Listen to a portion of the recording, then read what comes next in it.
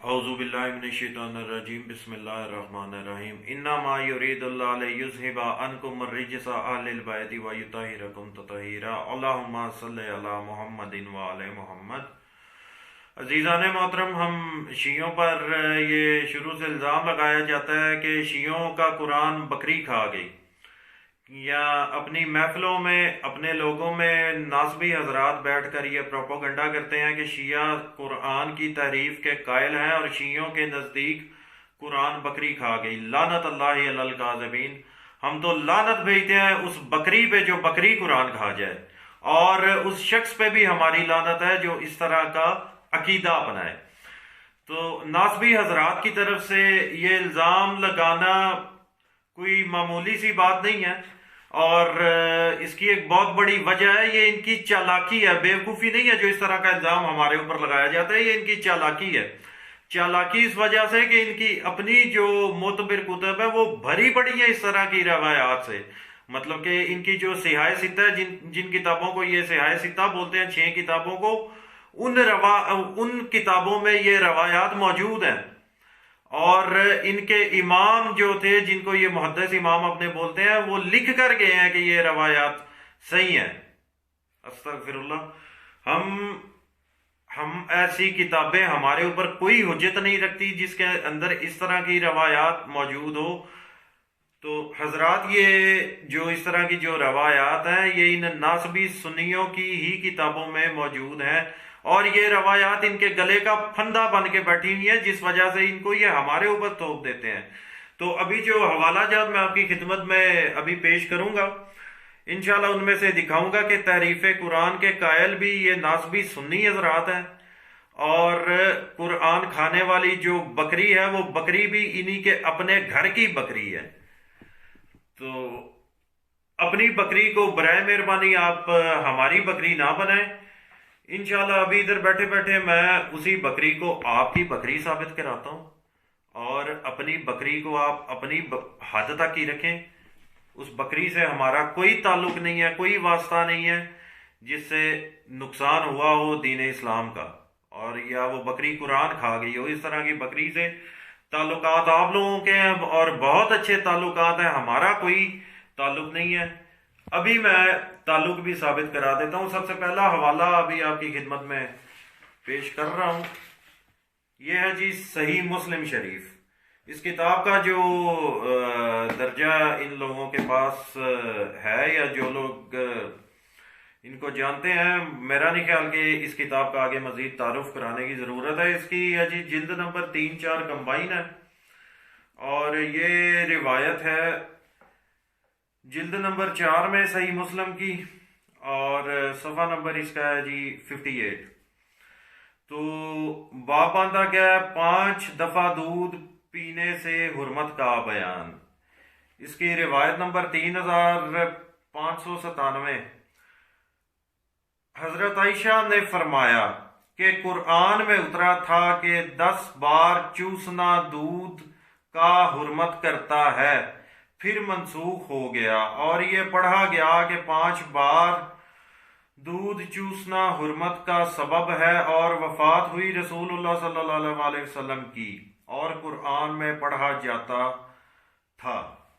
اب اسی صفحے کے بالکل نیچے اس سے جو اگلی روایت، حضرت عمرہ رضی اللہ تعالی عنہا نے جناب عائشہ صدیقہ رضی اللہ تعالی عنہا سے سنا، وہ ذکر کرتی تھیں اس رضاعت کا جس سے حرمت ثابت ہوتی ہے۔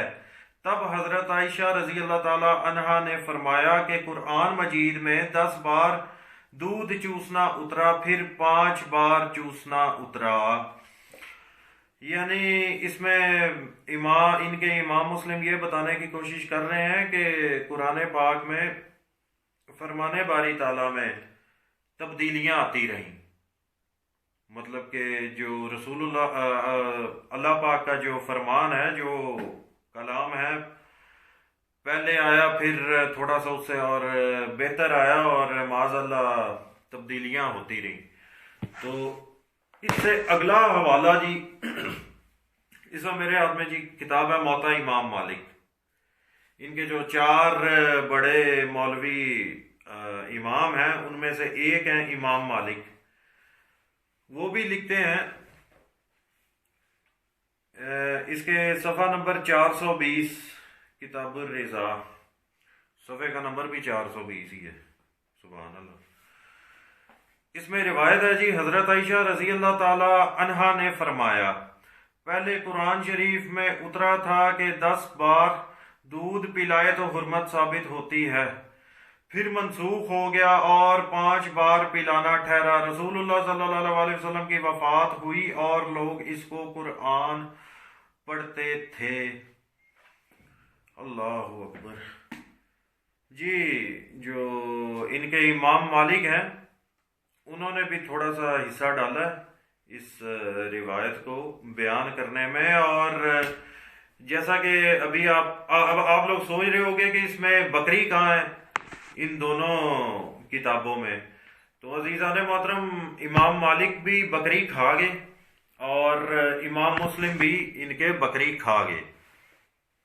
تو اب چلتے ہیں اگلی روایت کی طرف جس میں انشاءاللہ بکری بھی آپ کو میں ابھی ثابت کر دیتا ہوں. تو یہ صحیح ستہ کی مشہور و معروف کتاب سنن ابن ماجہ، جو ان کے امام ماجہ ہیں وہ بکری کھانے میں تھوڑا ناکام رہے، جس کی وجہ سے ان کی پوری اصلیت سامنے آ گئی جو ان کے لیے شرمندگی کا باعث بنا ہوا ہے. سنن ابن ماجہ کی حدیث نمبر ہے جی 1944. حضرت عائشہ فرماتی ہیں کہ رجم کی آیت اور بڑی عمر کے آدمی کو 10 بار دودھ پلانے کی آیت نازل ہوئی اور میرے تخت تلے تھی. جب اللہ کے رسول صلی اللہ علیہ وسلم کا وصال ہوا اور ہم آپ صلی اللہ علیہ وسلم کی وفات کی وجہ سے مشغول ہوئے تو بکری اندر آئی اور وہ کاغذ کھا گئی. عزیزان محترم اس کا حوالہ بھی بالکل ٹھیک ہے ان کے ہاں، اور اس کی سندیں بھی ساری کی ساری انہوں نے ٹھیک لکھی ہوئی ہیں. اگر سند کو یہ غلط لکھتے تو ان کا آدھے سے زیادہ دین تو ویسے ہی گیا. تو یہ روایات ان کے گلے میں پھانسی کا پھندا بن کے اٹکی ہوئی ہیں، اور یہ بکھلاہٹ میں آ کر یہ جان چھڑانے کے لیے ہمارے اوپر تھوپ دیتے ہیں غریبوں پہ، اور اپنے لوگوں کو یہ بالکل بھی نہیں بتاتے. اور جب لوگ حقیقت سے جب لوگوں کو آگاہی ہوتی ہے تو ان کے جتنے بھی مسلک فرقے ہیں چھوڑ کر حق اہل بیت کی طرف اور مسلک حق اہل بیت کی طرف لوگ آ جاتے ہیں. یعنی کہ ان کی جو اپنی بڑی بڑی کتب ہیں اور ان کے اپنے راوی، ان کے اپنے امام، ان کے اپنے مولوی ہی ان کا نقصان کروا رہے ہیں. تو جب یہ کرتوت اپنے بڑے علماء کے دیکھتے ہیں کہ انہوں نے کتابوں میں کیا کیا لکھ کر وہ چلے گئے ہیں اور عذاب بعد میں ہم کو بھگتنا پڑ رہا ہے، تو اس لیے وہ اس باطل کو چھوڑ کر سیدھے رستے پر آ جاتے ہیں.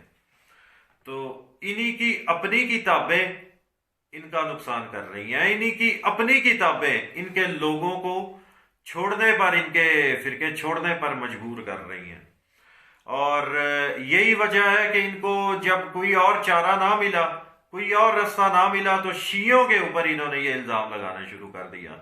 اب اگر غیر شیعہ جس میں ذرا سی بھی غیرت پائی جاتی ہو، جو حلال زادہ ہوگا، وہ کبھی بھی شیعہ پر اس طرح کا الزام نہ لگائے گا. مطلب کہ جو بھی شخص آپ کو شیعوں پر قرآن بکری کھا جانے والے الزامات شیعوں پر لگائے گا نا، سمجھ لینا کہ اس کی ماں کا کردار ٹھیک نہیں تھا، اور یہ کوئی حرام زادہ ہی اب اس طرح کے الزامات شیعوں پر لگا سکتا ہے. تو لہذا تھوڑی سی شرم کریں، تھوڑا سا اپنے اوپر ترس کھائیں، کم سے کم اس طرح کی روایات کو آپ اپنی کتابوں سے نکال دیں.